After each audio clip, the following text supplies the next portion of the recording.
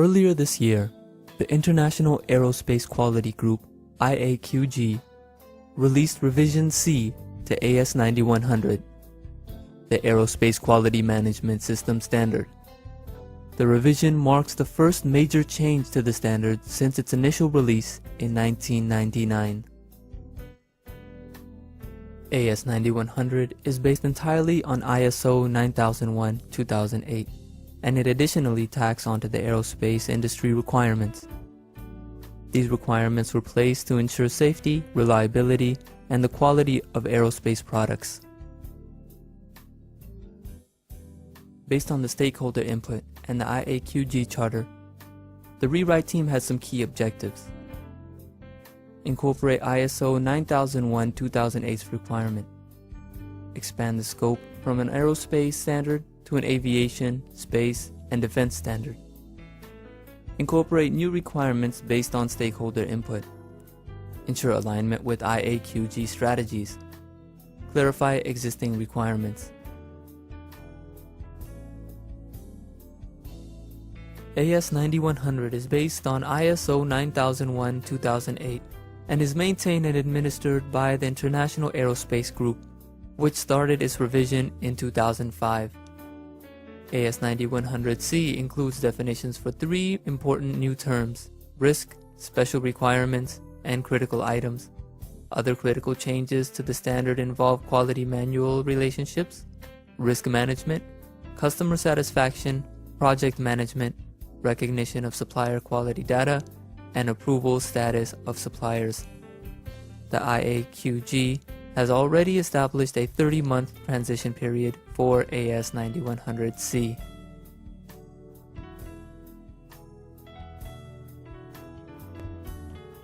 The International Aerospace Quality Group, IAQG, has proposed a 30-month transition timeline for existing certified organizations that went into effect on January 1, 2010. The Online Aerospace Supplier Information System, OASIS, database will be used to share IAQG expectations and track clientele transition activity via certification body issuance of AS9100C certification. All AS9100 audits after July 1, 2011 must be to Rev C. After the 1st of July 2011, all audits conducted, whether they be surveillance, recertification, or new registration, must be conducted to AS9100 Rev C or AS9120 Rev A as applicable. Any certification in OASIS that are to Rev B of AS9100 after June 31, 2012 will automatically be withdrawn. For those clients, a complete new recertification audit must be completed.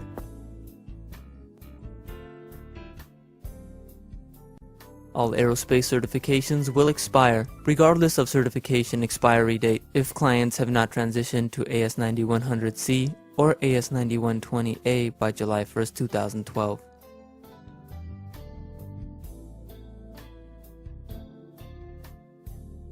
The days for all 9100 and 9120 2009 transition audits shall be as follows.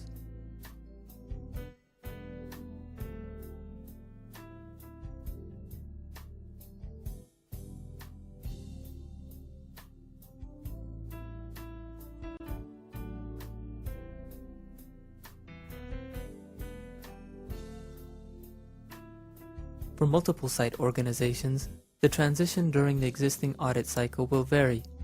If you are a multiple site organization, please call ISA office for additional requirements. Organizations seeking certification to the 9100 or 9120-2009 AQMS standards must formally declare to ISA conformance to 9100 or 9120 prior to ISA conducting the transition audits.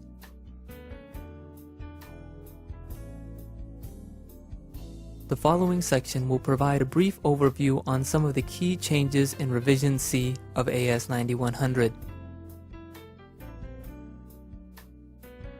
This change deleted the previous requirement to create a document showing the relationship between AS9100's requirement and the organization's documented procedures. The stakeholder input was that this requirement had no effect on product quality and was viewed as prescriptive. A new requirement requires on-time delivery, that product quality be measured, and that appropriate actions taken when customer objectives are not met. The evaluation of customer satisfaction shall include monitoring of product conformity, delivery performance, complaints, and corrective action requests. This requirement will establish a clear relationship between the QMS and organizational performance. A new requirement for planning and managing product realization in a structured and controlled way.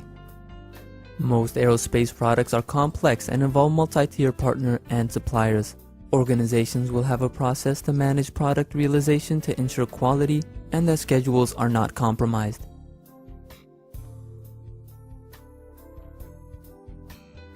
The new requirement under Clause 7.1 requires an organization to implement a risk management process. This clause will require organizations to identify and classify risk, determine levels of acceptable risk, and have effective risk mitigation plans for unacceptable risk.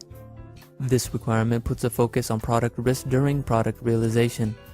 This is vital as new technologies in aircraft, space vehicles, defense systems, and materials are introduced. Organizations will need to ensure that a risk management process is in place, that risks are appropriately applied in the process, and that they are successfully managed. The existing configuration management clause was simply moved to Section 7. This puts the focus on product instead of documentation. Some level of configuration management is expected for all products at all levels of the supply chain.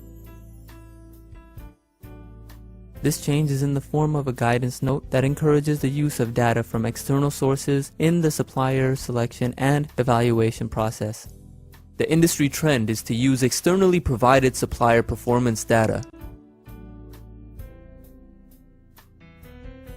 This will require organizations to define the various supplier status levels they use, along with the scope of approval for each.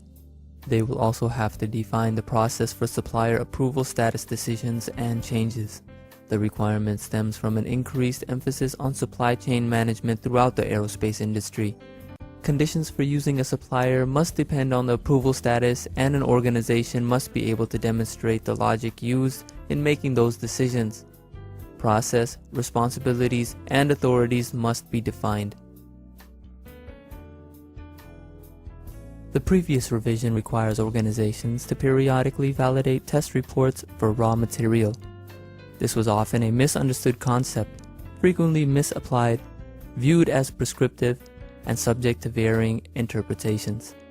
The rationale going forward will be if an organization is making critical items in which the material, chemical, and physical requirements are important, it should be verifying test reports as part of its risk management process. This change moves the first article inspection required from Clause 8.2.4. It will require organizations to verify that their production processes, documentation, and tooling are capable of producing parts and assemblies that meet requirements. AS9100 will still be referenced as guidance and is often flowed down from major aerospace companies. The change no longer requires organizations to use detailed tools and techniques such as check sheets, flowcharts, etc. to support the internal audit process. The industry considered this to be too prescriptive and decided it was best to leave the identification of the tools up to the supplier. AS9100C requires that when the organization uses sampling inspection for the product acceptance, the sampling plan shall be justified on the basis of recognized statistical principles and appropriate for use.